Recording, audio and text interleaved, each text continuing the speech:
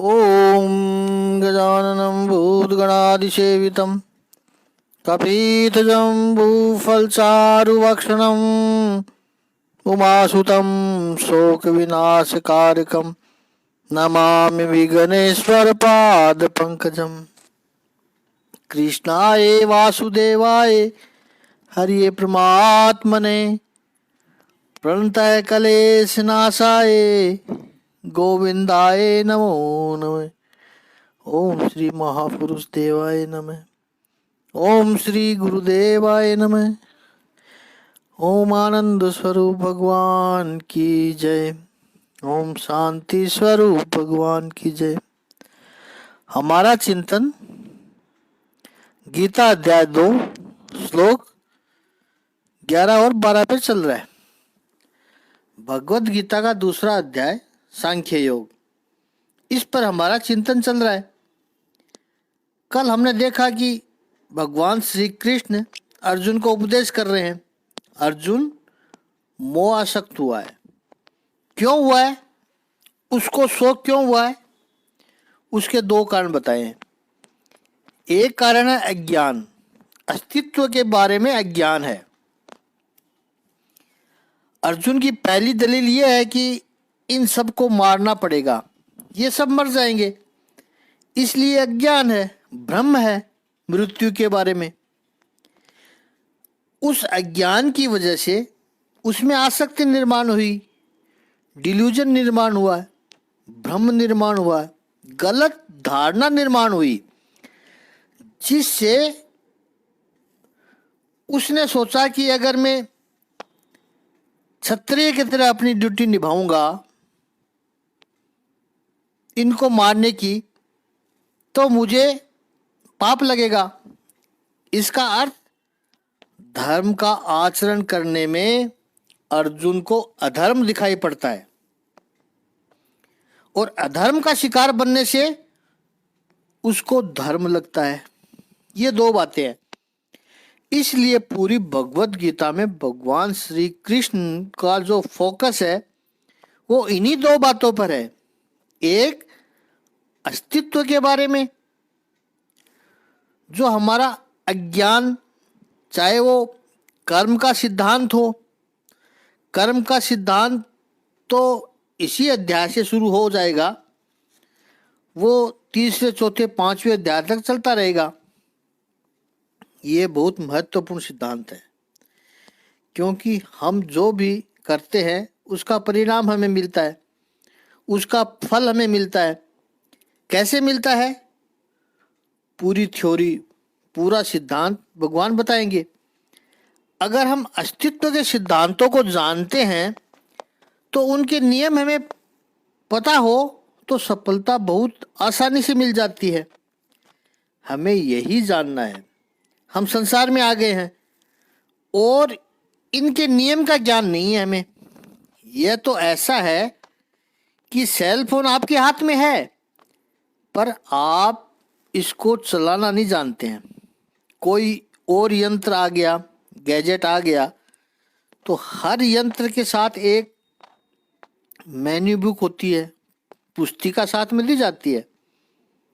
उसको कैसे चलाना है, किस चीज़ का ख्याल रखना है ताकि वो सुचारू रूप से चलता रहे। इसी तरह ये शरीर लेकर के, मन लेकर के, ये बुद्धि लेकर के आए हैं हम। पूरा परिवार, संपत्ति, धन जो भी हमें मिला है, हमारे प्रारब्ध के वश, हमारे कर्मों के कारण वो सब लेकर हम आए हैं। लेकिन क्या हम इनका इस्तेमाल करना जानते हैं? इन सभी के पीछे हमारा उद्देश्य है, हमारा हेतु है कि हमें सुख मिले, हमें शांति मिले, हमें प्रसन्नता मिले, हमें आनंद मिले। लेकिन वो आनंद हमें कैसे मिले, जानने की कोशिश ही नहीं करते हम। एक अत्यंत कंजूस पिता था। छोटी छोटी बातों में भी खर्चा कितना होगा, खर्चा कितना होगा, वो सोचता रहता था। उसके पुत्र ने पिताजी से पूछा, मैं टेलीविज़न देख लूं पापा? पिताजी ने कहा हाँ टेलीविज़न देखो। लेकिन चालू मत करो, स्विच बंद रखो। अब बंद डिब्बे को देखकर मैं करूँगा क्या? ठीक इसी तरह हम ये शरीर लेकर के, इतना सुंदर यंत्र भगवान ने हमें दिया है, सबसे उच्च और एडवांस मशीन ये शरीर भगवान ने बनाया है। उसमें फिर उतना सुंदर मन, इतनी सुंदर बुद्धि, ये सब बना करके भगवान ने हमें दिया। हम इसका क्या करते हैं? लोग निराश होकर के बैठे हैं, क्योंकि इसको कैसे इस्तेमाल करें, पहले तो इसको स्विच चालू कैसे करें यही नहीं पता। बस एक दूसरे को देखते हुए चलाते जा रहे हैं। अपने शरीर को, बुद्धि को, मन को चलाए जा रहे हैं। आत्मा की बात बहुत दूर की है, आत्मा का ज्ञान तो बहुत दूर चला गया। इसलिए भगवत गीता में भगवान श्री कृष्ण ये हमें सिखाएंगे अस्तित्व के नियम क्या है, कैसे आनंद से जिया जा सकता है। ये अस्तित्व के सिद्धांत हमें पता चल गए तो हम आसक्ति में नहीं पड़ेंगे। हमारे जीवन में दुख का दूसरा कारण है कि एक दूसरे में आसक्त हो जाना। या तो वो अच्छा लगेगा तो राग पैदा हो जाएगा, और बुरा लगेगा, हमारे मन के अनुकूल नहीं है तो उसमें द्वेष उत्पन्न हो जाएगा। एक व्यक्ति से जुड़ जाते हैं, एक को छोड़ देते हैं, इसी प्रक्रिया में हम अपना सारा जीवन खत्म हो जाता है। यही हमारी अशांति का, दुख का कारण बनता है। ये दो बातें हैं। अगर शरीर में कोई साधारण रोग हो जाए तो, यानी सर दर्द या पेट दर्द, दांत दर्द हो जाए, तो आसपास के किसी मेडिकल स्टोर से उसको बताकर दवाई ले लेते हैं। उससे बीमारी दूर नहीं होती, एक बार आराम आ जाता है। लेकिन सही डॉक्टर या वैद्य और कुशल डॉक्टर और वैद्य रोग का कारण पता करने की कोशिश करता है, कारण जानकर फिर उसका उपचार करता है और बीमारी को ठीक कर देता है।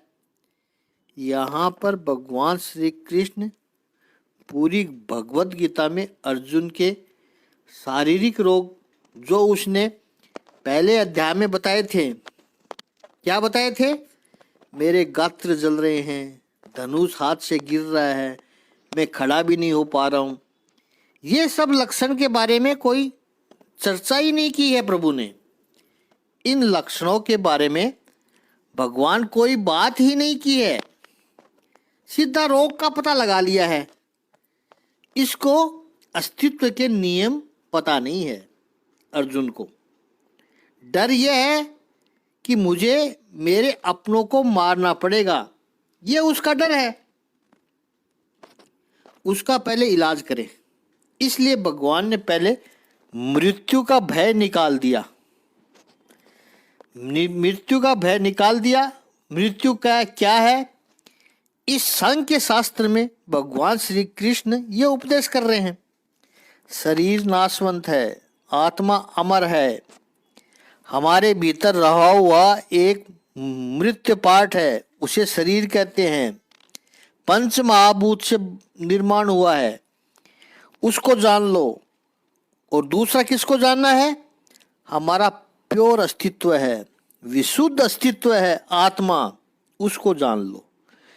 और ये दोनों अलग है, ये यदि पता चल जाए तो फिर मृत्यु का भय ही चला जाएगा।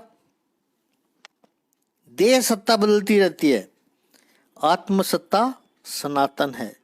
शरीर बदलते रहते हैं पर आत्मा एक ही है। तो ये प्रभु ने इस 12वें श्लोक में कहा है, ये विश्व मानो एक विशाल रंगभूमि है। ये शेक्सपियर का कहना है। ये विश्व एक रंगभूमि है जिसके ऊपर विभिन्न ड्रामा नित्य चलते रहते हैं। उसमें जैसे कोई कुशल कलाकार हो वो अलग अलग अलग रोल करे, अभिनय करे, कई तरह के अभिनय करे, रोल निभाए, ठीक इसी तरह ये आत्मा भी विश्व की रंगभूमि पर चलते हुए नाटक में अलग अलग शरीर धारण करके रोल करता है, अभिनय करता है। ये एक बात है, ये एक जन्म की बात है। और अलग अलग जन्म में ऐसा ही करता है, और एक ही जन्म में एक ही शरीर में रहकर भी अलग अलग रोल करता है, अलग अलग रिलेशंस है, संबंध है। जैसे माँ का रोल, बेटी का रोल, बेटा का रोल, भाई का रोल, दोस्त का, पति का, पत्नी का, सब अलग अलग अभिनय करता है। शरीर एक ही है। हम सभी के साथ एक जैसा व्यवहार नहीं करते हैं, सबसे अलग व्यवहार करते हैं, सबके साथ अलग रोल करते हैं। महाभारत में एक विभाग है, भारत सावित्री, बड़ा प्रसिद्ध विभाग है। उसमें महर्षि वेदव्यास लिखते हैं, इस विश्व की रंगभूमि में कितनी बार हम आए, हजारों माता पिता हो गए हमारे।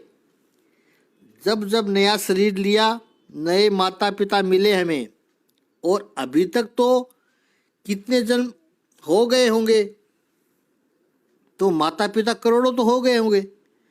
प्रत्येक जन्म में आए तो कितनी बार पुत्र बने, पति बने, ये अभी तक हमने अनुभव कर लिया, और न जाने अब आगे और कितने अनुभव करने बाकी है।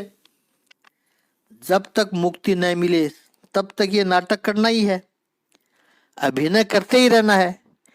यहाँ अर्जुन भीष्म, द्रोण आदि का मृत्यु भाग देख रहा है, शरीर को देख रहा है, इसलिए उसको संकोच होता है कि मैं उनका शिष्य होकर के, उनका पोता होकर के उनको क्यों मारूं, मैं उनको नहीं मार सकता, इसलिए उसको शोक हुआ है। वस्तुतः हम सब सनातन हैं। ये बात यदि पता चल जाए, मृत्यु कभी किसी की होती ही नहीं है। दूसरे अध्याय के इस 12वें श्लोक में प्रभु ने पूरी सृष्टि को एक साथ जोड़ दिया। अर्जुन, ऐसा कोई भी समय नहीं था जब मैं, तू और ये राजा लोग नहीं थे। वर्तमान में तो हम एक दूसरे को दिखाई पड़ते ही हैं, भविष्य में ऐसा कोई भी समय नहीं आएगा जब मैं, तू और ये सब राजा नहीं होंगे। ऐसा कोई समय नहीं आएगा, हम हमेशा ही रहेंगे। एक कवि ने बड़ा सुंदर लिखा है कि जाते नहीं है कोई दुनिया से दूर चल के, जाते नहीं है कोई दुनिया से दूर चल के, मिलते सभी यही है कपड़े बदल बदल के। कोई जाता ही नहीं है। जैसे अमीर घरानों में एक ही दिन में कई फंक्शन में जाते हैं, तो हर फंक्शन में अपने कपड़े बदल कर जाते हैं। गणेश पूजा पर अलग कपड़े, फिर गृह शांति पर अलग कपड़े, ऐसे 5 फंक्शन में 5 बार अलग अलग कपड़े बदल लेंगे। और उसका अलग ही आनंद है।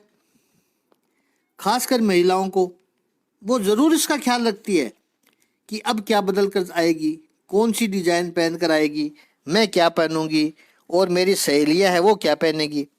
और जिसने आत्मा की पहचान कर ली, अपने आप को आत्मा से जोड़ लिया, तो ये शरीर रूपी कपड़ा बदलने के लिए जाए तो उसका दुख मत करो। आत्मा से यदि कनेक्शन होगा तो लगेगा कि कपड़े बदल कर आ रही है आत्मा। 13वां श्लोक अति सुंदर है। 13 श्लोक का लेते हैं और इसका अर्थ देखते हैं पहले। जिस प्रकार शरीरधारी आत्मा इस वर्तमान शरीर में बाल्यावस्था से तरुणावस्था में और फिर वृद्धावस्था में निरंतर अग्रसर होता रहता है, उसी प्रकार शरीर का स्थानांतरण होने पर आत्मा दूसरे शरीर में चला जाता है। धीर व्यक्ति ऐसे परिवर्तन से मोह को प्राप्त नहीं होता है। ये शाब्दिक अर्थ है। दो शब्द हमें जरूर समझना है। भगवान का सांख्य योग समझने के लिए दो शब्द का जानना बहुत जरूरी है। देह और देही, ये शब्द बार बार आएंगे। देह का अर्थ है शरीर और देही का अर्थ है आत्मा, जो देह में रहने वाला यानी आत्मा। इनको ठीक से समझते हैं।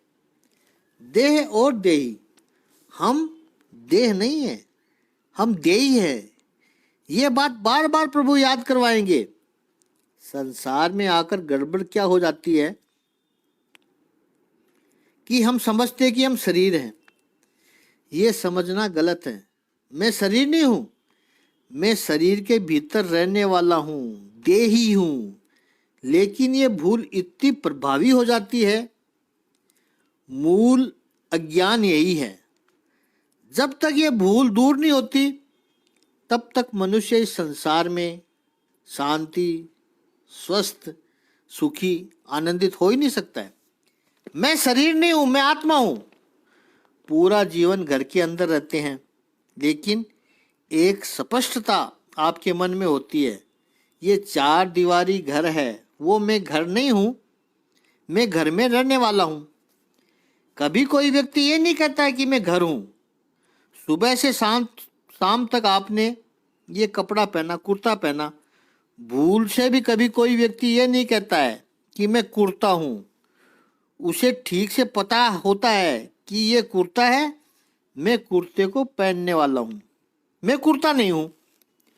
4 घंटे आपने गाड़ी चलाई, ट्रैफिक में फंसे, कुछ भी हुआ, लेकिन आपको ठीक से पता है कि ये गाड़ी है, मैं गाड़ी का चलाने वाला हूं, मैं गाड़ी नहीं हूं। किसी हिल स्टेशन पर, किसी घूमने की जगह गए, आपने घुड़सवारी की, हॉर्स राइडिंग की, 1 घंटे तक घुड़सवारी का आनंद लिया। पूरे 1 घंटे तक आपको पूरा ख्याल था कि ये घोड़ा है और मैं घोड़े पर बैठने वाला हूँ, मैं घोड़ा नहीं हूँ, इसको चलाने वाला हूँ मैं। कभी भूल से भी कोई व्यक्ति ये नहीं कहता कि मैं घोड़ा हूँ। सब जगह पर, सभी स्थान में, हमेशा मनुष्य के मन में ये स्पष्टता होती है। ये घर है, मैं घर में रहने वाला हूँ। ये कपड़ा है, मैं कपड़े को पहनने वाला हूँ। ये गाड़ी है, मैं गाड़ी को चलाने वाला हूँ। ये घोड़ा है, मैं घोड़े को चलाने वाला हूँ।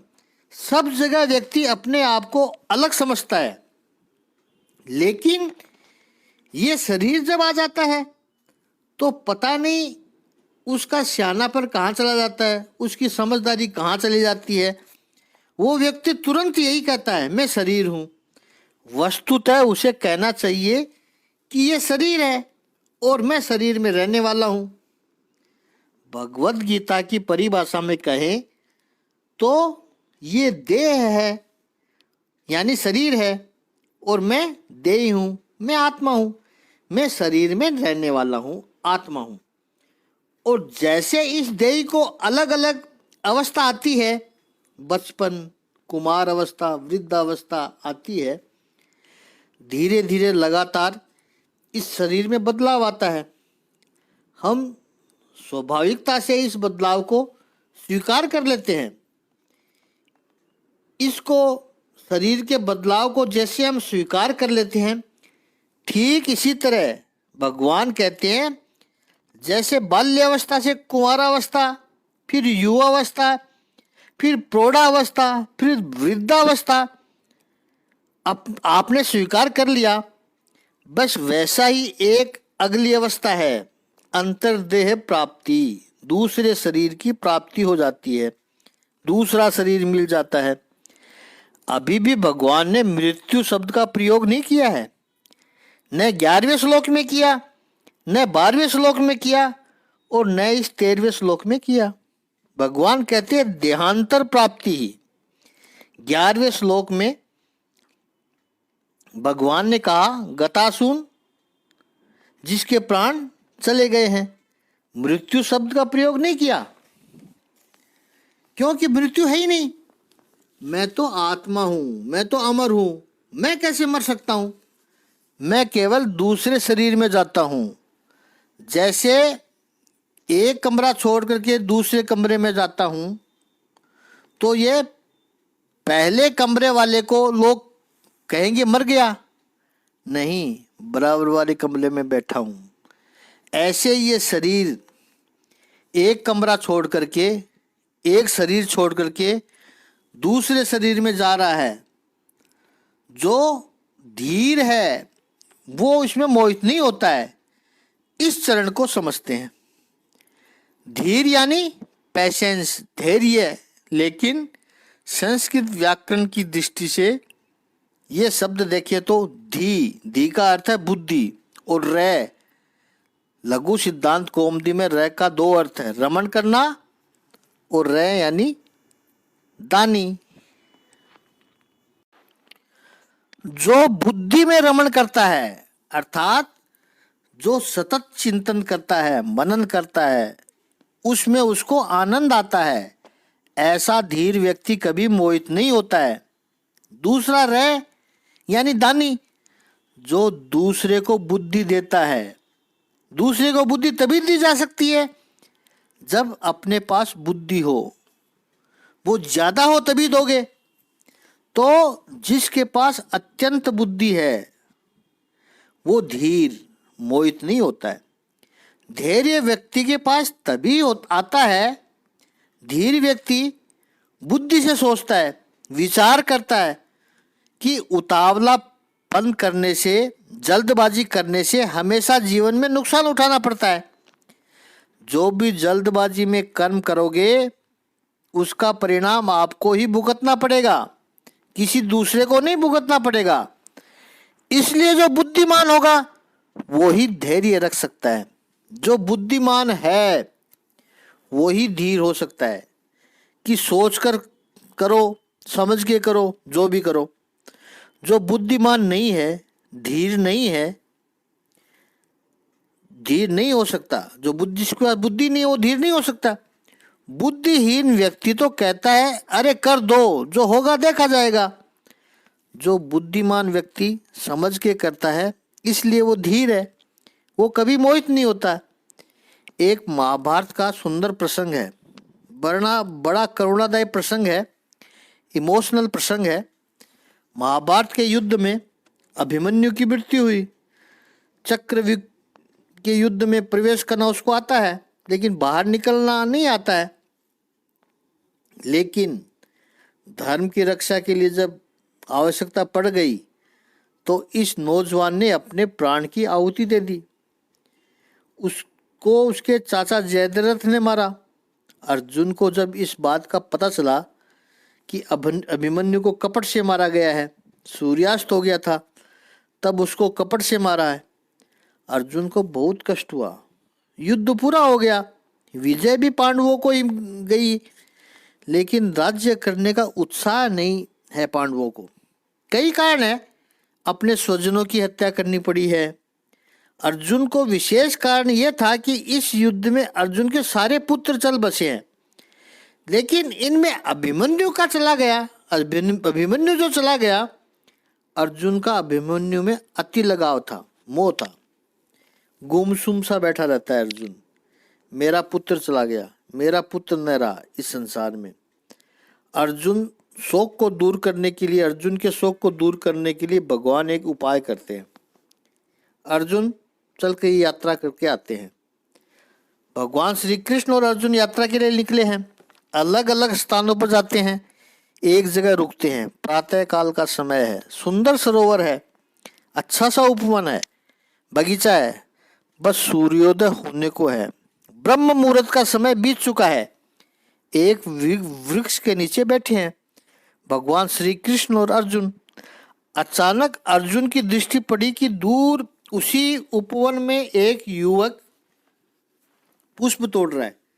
अर्जुन उसको टकटकी लगाकर देखता रह गया, आंखों में से अश्रु की धारा बहने लगी। उस युवक को देख करके अर्जुन को अभिमन्यु की याद आ गई। मेरा अभिमन्यु यदि होता तो आज ऐसा ही होता है, बिल्कुल ऐसा ही शरीर, इतना ही सुंदर, ऐसे ही लंबे बाल। वो युवक कोई ब्राह्मण का पुत्र था, अपने पिता के लिए पूजा के फूल चुनने आया था। अर्जुन देख रहा है टकटकी लगाकर इस ब्राह्मण के लड़के को, और अचानक उस युवक ने चित्कार किया, चीखा जोर से, आह करके नीचे गिर गया। अर्जुन से रहा न गया, अर्जुन दौड़ कर गया। क्या हुआ क्या हुआ? युवक नीचे गिरा है, मुंह में से झाग निकल रहे हैं। अर्जुन ने उसका सर अपनी गोद में ले लिया। क्या हुआ बेटा? युवक कह रहा कि मैं इस गांव में एक ब्राह्मण का पुत्र हूं, मेरे पिता अंध है, वृद्ध भी है, उनके लिए पूजा के फूल चुनने के लिए मैं आया हूं, और किसी सर्प ने मुझे काटा है, और जिस तरह की वेदना हो रही है, मुझे पीड़ा हो रही है, उससे लगता है कि अब मैं जी नहीं पाऊंगा। अर्जुन कहता है नहीं नहीं, हम तुम्हें बचा लेंगे। वो कहता नहीं बच पाऊंगा। आप कौन है वो तो मैं जानता नहीं, और जानकर मुझे अब कोई फायदा भी नहीं है, लेकिन एक विनती मैं आपसे करूं, एक काम करोगे मेरा? हाँ हाँ बेटे बताओ, क्या करें तुम्हारे लिए? हम ये फूल भगवान की पूजा के लिए चुने थे, अपने पिताजी के लिए। अब आप जाकर के ये पुष्प मेरे पिताजी को पहुंचा देना। हाँ हाँ वो तो हम करेंगे ही, लेकिन तुम्हारे पिता का नाम क्या है? उस युवक ने कहा कि गांव में प्रवेश करके किसी से पूछोगे कि देववत ब्राह्मण का घर कौन सा है, कोई भी बता देगा। पुष्प मेरे पिताजी को पहुंचा देना और उनको कहना कि अब मैं इस सृष्टि में नहीं रहा। और ऐसा कहते ही उसने आंखें बंद कर ली, देह त्याग कर ली। अर्जुन की वेदना महसूस की जा सकती है। अभिमन्यु को खोने का दुख है उसको। इस युवक को देख करके अभिमन्यु का स्मरण हो गया, और उसकी गोद में युवक की मृत्यु। बहुत पीड़ा में है अर्जुन। श्री कृष्ण पधारे हैं वहां, भगवान श्री कृष्ण आए हैं। फूल की डलिया अर्जुन के हाथ में थमा दी और कहा, अर्जुन चलो। कहाँ प्रभु? इस युवक के पिता को समाचार देने। अर्जुन कहता है नहीं प्रभु, मैं नहीं कर पाऊंगा। भगवान कहते हैं अर्जुन तुझे जाना पड़ेगा, चलो। धीरे से उस बालक के मस्तक को गोद से नीचे रखा। पुष्प की टोकरी लेकर अर्जुन और श्री कृष्ण भगवान चले हैं गांव की ओर। गांव में प्रवेश करके किसी व्यक्ति से पूछा कि देवव्रत ब्राह्मण का घर कौन सा है। उस व्यक्ति ने बताया कि सीधे रास्ते चले जाइए, जिस आंगन में तोते भी वेद घोष करते हो, समझ लेना वो देवव्रत ब्राह्मण का घर है। इतना विद्वान व्यक्ति है, उसके घर के तोते भी वेद मंत्र बोलते हैं। घर ढूंढा, दरवाजा बंद था। एक दो बार खटखटाया, जैसे ही दरवाजा खटखटाया भीतर से आवाज आई, आ गया बेटा। एक वृद्ध पुरुष जो अंध है आकर द्वार खोलता है। फूल ले आया पूजा के लिए। भगवान श्री कृष्ण ने अर्जुन को इशारा करते हुए कहा, बताओ इनको बताओ। अर्जुन ने कहा, प्रभु आपके बस इतना ही कह पाया। वृद्ध अंध ने पूछा, कौन? वृद्ध ने उनकी आवाज सुन ली। तब अर्जुन बोलता है, विप्रवर भगवान श्री कृष्ण पधारे हैं, मैं अर्जुन उनके साथ आया हूँ। ओहो प्रभु पधारे हैं, आइए आइए, मैं तो अंध हूँ, देख नहीं सकता। सामने आसन पड़ा होगा, विराजिए प्रभु। मेरा पुत्र पुष्प चुनने गया है, बस आने ही वाला है।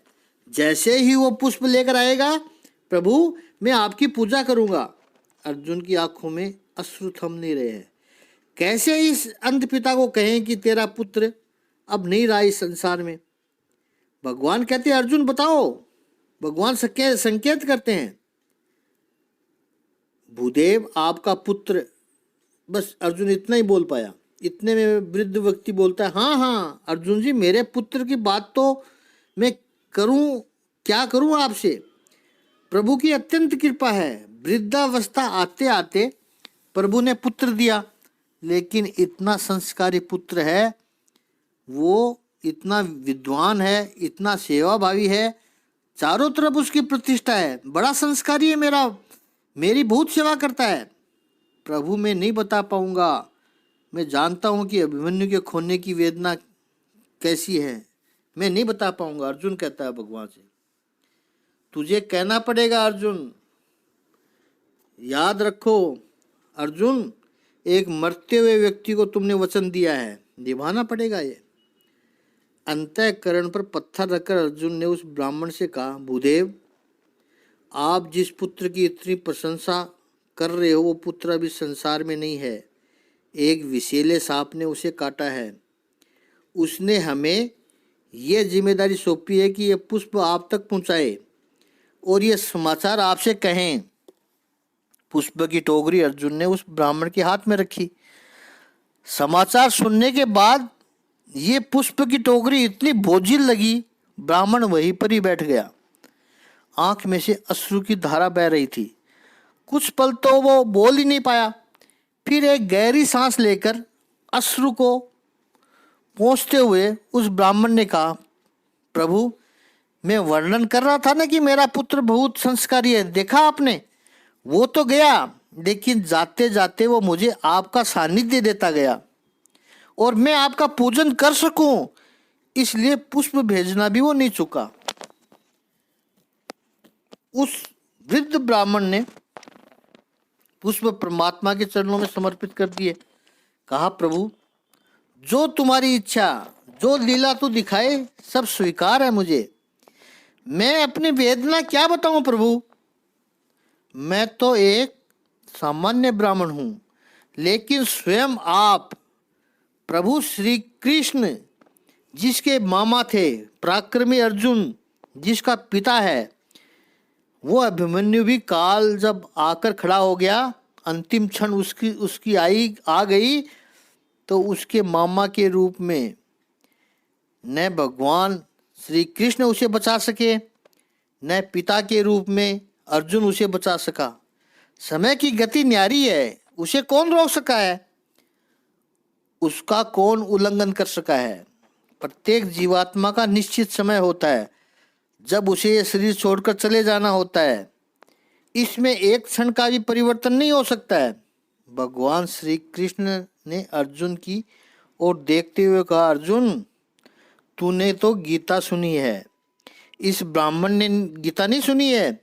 फिर भी देख उसका धैर्य कैसा है, वो तेरे जीवन से धैर्य ले रहा है, आश्वासन ले रहा है, और तू अभी तक अभिमन्यु की विदाई को भूल नहीं पाया।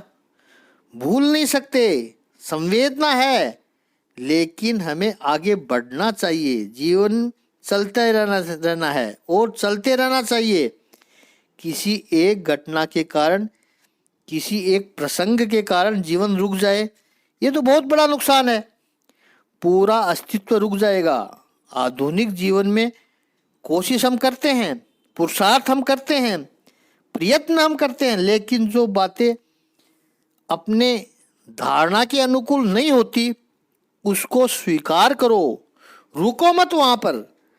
आपको किसी व्यक्ति से प्रेम है, पुत्र से या किसी से भी, आप निरंतर प्रयत्न करते हैं कि वो व्यक्ति मिले, लेकिन नहीं होता है या वो छिन जाता है हमसे, तो क्या रुक जाओ वहाँ पर? नहीं। भगवत गीता में भगवान श्री कृष्ण का ये उपदेश है, हमारे शास्त्रों का उपदेश है। बहुत सारी ऊर्जा है आपके पास, उसका सदुपयोग करो अपने उद्धार के लिए। अपने आप को कुंठित मत करो। अस्तित्व चलने का नाम है, एक एक क्षण का हो सके तो उसका आनंद लो। कर्म के सिद्धांत में प्रभु यही बताते हैं, मोहित न होना। यही तो संसार है। जो निरंतर बहता रहता है, जो धीर है, जो बुद्धिमान है, वो मोहित नहीं होता है। ये बहुत सुंदर बात प्रभु ने की। 13वें श्लोक को वंदन करें। कल 14वां श्लोक लेते हैं, ज्ञान थोड़ा बड़ा हो रहा है इसलिए आज इतना ही। ओम श्री सच्चिदानंद भगवान की जय। ओम श्री आनंद कंद भगवान की जय।